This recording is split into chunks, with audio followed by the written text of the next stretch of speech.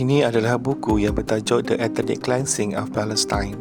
Buku ini ditulis pada tahun 2006 oleh ahli sejarawan Yahudi bernama Ilan Pappe. Ilan Pappe pernah bertugas sebagai pensyarah kanan dalam bidang sains politik di University Haifa, Israel. Kini, beliau merupakan seorang profesor di University of Exeter, United Kingdom.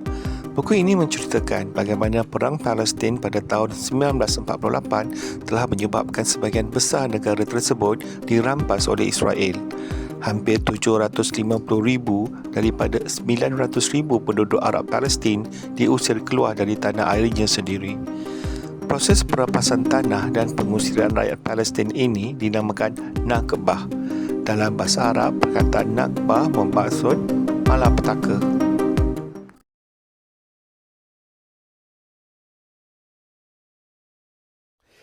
In my mind, in 1948, the Israelis committed ethnic cleansing against the Palestinians, and I think the historical evidence proves beyond any doubt that the ideology, the strategy, and the policy itself can only be described as ethnic cleansing. I don't think there's any other way of doing it. We are now quite familiar with the term, and there are very clear definitions by the State Department, by the United Nations.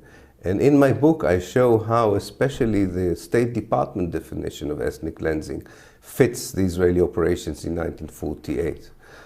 So I think there's no doubt that this is the only and appropriate way of describing what happened in 1948.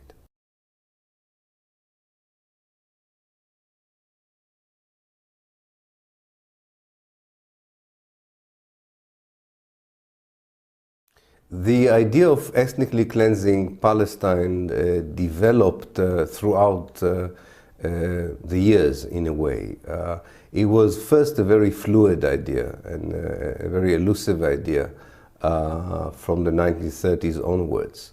And it's only when the British government announced in February 1947 that it is going to leave Palestine after ruling it for 30 years, that Ben-Gurion started to seriously contemplate the ethnic cleansing of Palestine. And he gathered a group of people, and through a series of meetings over a year, the idea developed. At first, they thought that they should only expel people from villages that acted against the Jewish community as a retaliation policy. But then they found out that that doesn't really cover much of the Palestinian population, and if this is not going to happen, the future Jewish state would not have a Jewish majority in it. And I think somewhere around the beginning of 1948, January 1948, they have transformed the idea that ethnic cleansing would be just a form of retaliation, and they started to actively plan the expulsion of the people, whether they acted against the Jewish community or didn't. And that's how it developed.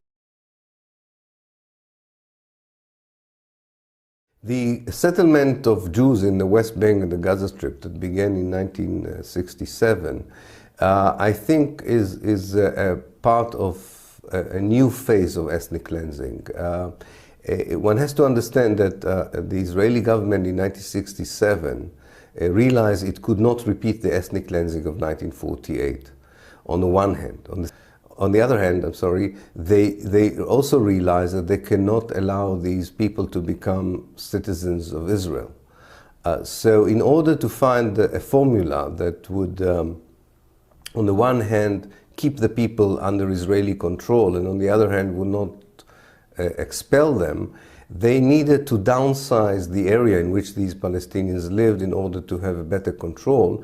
And this, I think, is why the Israeli governments basically encouraged the settlement of Jews in the areas.